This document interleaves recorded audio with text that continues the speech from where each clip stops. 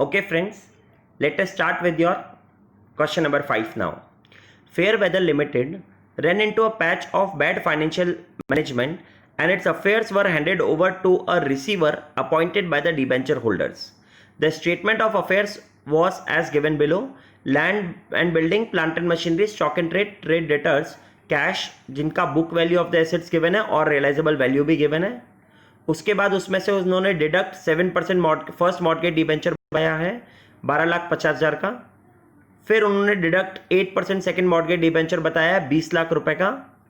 फिर डेफिशिएंसी बताई है, वो डेफिशिएंसी से कोई मतलब नहीं है. फिर अनसिक्योर्ड क्रेडिटर्स बताया 4,50,000 रुपए का. फिर डेफिशिएंसी रिगार्डिंग अनसिक्योर्ड क्रेडिटर कोई मतलब नहीं है. और कॉन्ट्रीब्यूटरीज बताया है 40,000 equity shares 10 rupees each fully paid up का और 60,000 इक्विटी शेयर्स ऑफ 10 ईच 5 पर शेयर पेड अप का. तो 4 लाख और 3 लाख और टोटल 7 लाख. तो डेफिशिएंसी रिगार्डिंग कॉन्ट्रीब्यूटरीज आपको बता रखी है. ये एक स्टेटमेंट ऑफ अफेयर्स है. इसके आगे पहले हम पढ़ लेते हैं पूरा क्वेश्चन, फिर मैं आपको समझाऊंगा. All the mortgage debentures are held between the two groups of individuals X and Y as indicated below. X and his friends, Y and his friends. First mortgage debenture बता दिया, सेकंड मॉर्गेज डिबेंचर बता दिया. In addition X and Y rank as unsecured creditor to the extent of 1,50,000 and 1 lakh respectively. X also held 10,000 fully paid equity shares and 4,000 partly paid equity shares in the company. The following scheme of reconstruction was agreed upon. The partly paid up equity shares would be fully paid up by making a call. After the shares are fully paid, all the equity shares would be reduced to shares of ₹1 each fully paid up. The shares held by Mr. X. X will give up all his claims regarding debenture and other credits, cancel all his equity shares and would receive in return 10% mortgage debenture of ₹18 lakhs and cash of 89,000. Y will give up all his claims on debentures and credits. He will bring in necessary cash of 75,000 and in consideration would be issued with 10% mortgage debenture of ₹10 lakh. The rest of the sundry creditors agree to give up 12.5% of their claim, get equity shares of ₹1 each fully paid up, allowed to them for 50% of their net claims and await the discharge of the balance in the due course. Past journal entries, narration need not be given to give the effect of the above proposal and prepare the balance sheet after reconstruction. चलो, तो अब इस question में सबसे पहले आपको जो बात समझनी है वो ये है कि हमारे पास स्टेटमेंट ऑफ अफेयर्स गिवन है, हमारे पास नॉर्मल बैलेंस शीट गिवन नहीं है. तो आपका वर्किंग नोट नंबर 1 जो बनेगा वो सबसे पहले आपको बैलेंस शीट बनानी पड़ेगी. और जब आप इसकी बैलेंस शीट बनाओगे तो अगर आपका एसेट साइड में कोई फिगर बचा वो प्रॉफिट एंड लॉस में, चाहे लाइबिलिटी साइड में बचा तो भी प्रॉफिट एंड लॉस में, तो वो आपको सबसे पहले कैलकुलेट करना है. तो working note number 1 will be to prepare the balance sheet from the statement of affairs. ये जो स्टेटमेंट ऑफ अफेयर्स है वो हमारे लिक्विडेशन चैप्टर जब आएगा, liquidation of companies, that time we are going to study कि ये बनता कैसे है. तो अभी अगर क्वेश्चन में वो गिवन है तो आप उसके थ्रू पहले बैलेंस शीट बनाना और उसमें ये जो book value of the assets है वो सारे लिख दोगे एसेट साइड में, और liability side first mortgage debenture, second mortgage debenture, unsecured creditors और शेयर कैपिटल, ये वाली बातें लिखनी है. ये जो डेफिशिएंसीज वगैरह गिवन है उससे हमें कोई मतलब नहीं है. We have to write the amounts in the balance sheet. तो आप सबसे पहले इसका बैलेंस शीट बना लोगे. ये बैलेंस शीट वगैरह मैं आपके व्हाट्सएप ग्रुप में सेंड भी कर दूंगा. इससे आपके पास पीएनएल का बैलेंस भी आ जाएगा, एसेट साइड में आ जाएगा इसका बैलेंस भी. Once you got all these balances ना, जब आपने एक बार बैलेंस शीट बना ली तो now after preparing that balance sheet, balance sheet बना ली, पीएनएल का बैलेंस स्टार्ट करते हैं.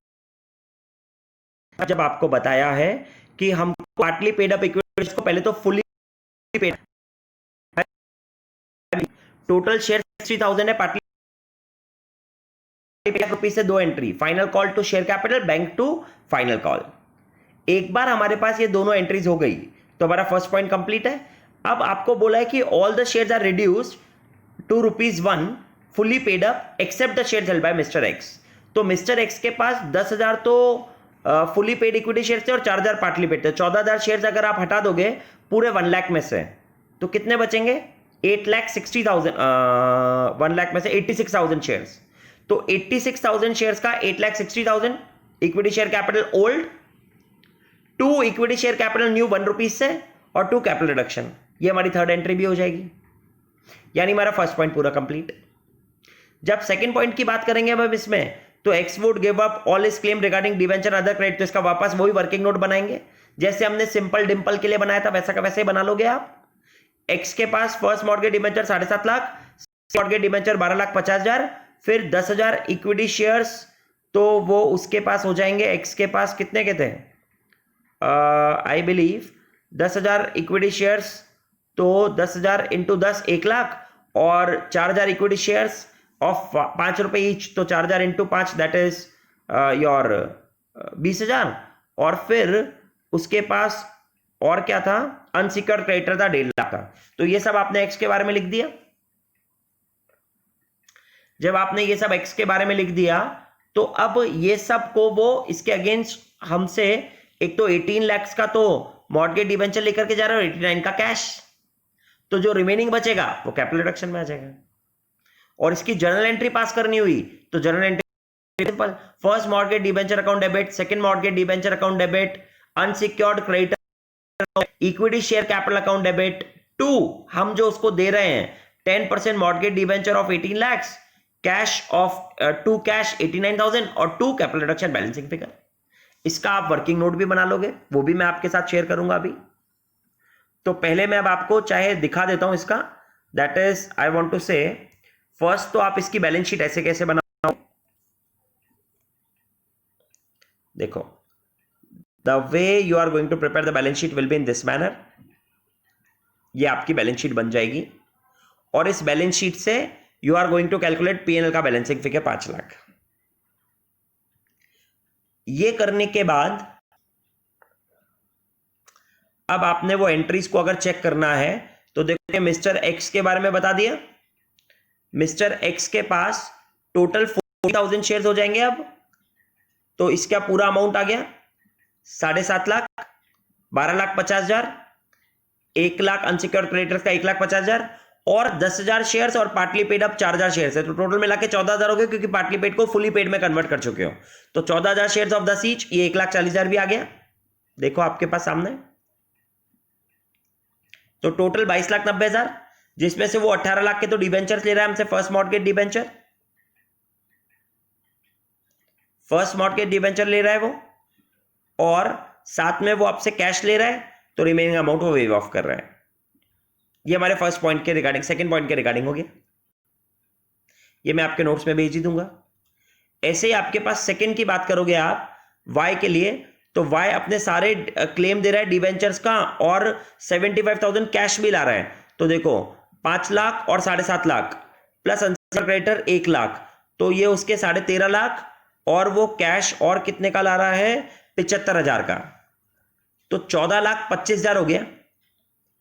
14,25,000 या 14,50,000, क्योंकि ये 12.5 लाख, फिर 1 लाख तो 13.5, 13.5 के बाद 75, तो 14,25,000, और उसके बदले हम उसको सिर्फ 10 लाख का दे रहे हैं, तो 4,25,000 का हमारे पास क्या आ जाएगा, कैपिटल रिडक्शन। इसका भी हम नोट देख लेते हैं, चेक कर लो आप। तो ये जो आ रहा है आपके पास, देखो वो जो हम बात कर रहे हैं वाई के लिए, तो वाई हमें 5 लाख, 7.5 लाख और 1 लाख, तो 13.5 लाख हो गया ये। इसमें से वो हमें और कैश कितना दे रहा है, अच्छा वो हमें और भी कैश दे रहा था 75,000, तो ये टोटल हो गया 14,25,000। उसमें से वो 10 लाख रुपए हमसे ले रहा है, 4,25,000 उसका क्या बच गया, that is your capital reduction. तो वाई के लिए भी हो गया, इसकी जर्नल एंट्री आप कर ही लोगे। इसके बाद हम बात करते हैं थर्ड पॉइंट की, लास्ट पॉइंट जो है, the rest of the sundry creditors agree to give up 12.5% of their claim and to get the equity shares of ₹1 each fully paid up, allowed to them for 50% of the net claim and await the discharge of the balance in the due course. तो rest of the sundry creditors अगर बचेंगे, तो sundry creditor total 4.5 lakh के थे आपके पास, उस 450 में से 150 और 1 लाख 250 तो चले गए एक्स और वाई के, वर्किंग नोट 3 बनाना। तो बचे कितने, 2 लाख रुपए बच गए।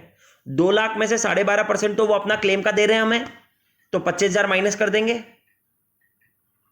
और जो बचा अब हमारे पास अमाउंट, उसमें से 50% जो बचा, तो 1,75,000 बच गया आपके पास। उसमें से 50% के लिए तो इक्विटी शेयर ले रहे हैं ₹1 ईच के, और बचा हुआ 50% वो एज अ सन्ड्री क्रेडिटर्स ही रह रहे हैं। तो सिर्फ इसकी एंट्री हो जाएगी sundry creditors account debit, that is 1,25,000, नहीं 87,500 1,12,500 to capital reduction and to equity share capital, ये एंट्री आप पास कर दोगे। अब कैपिटल रिडक्शन में 25,000, 2 लाख का 12.5% और टू इक्विटी शेयर कैपिटल 87,500, क्योंकि 1,75,000 का 50% आपने दे दिया। तो I believe that is how you are going to pass this entries. इसके बाद ये जो आपके एसेट्स गिवन है क्वेश्चन में, आई बिलीव ये जो बुक वैल्यू और रियलाइजेबल वैल्यू के जो भी एसेट्स गिवन है उनमें जो भी डिफरेंस है वो सब कैपिटल रिडक्शन में डाल दोगे। पीएनएल अकाउंट का बैलेंस कैपिटल रिडक्शन में डाल दोगे, फिर कैपिटल रिडक्शन अकाउंट बनाओगे और जो भी बैलेंसिंग फिगर बचेगा उसको आप कैपिटल रिजर्व में डाल दोगे। And after that you will prepare the balance sheet. Balance sheet में इक्विटी शेयर्स कितने होंगे वो आपको काउंट करना आ ही जाएगा प्रॉपरली।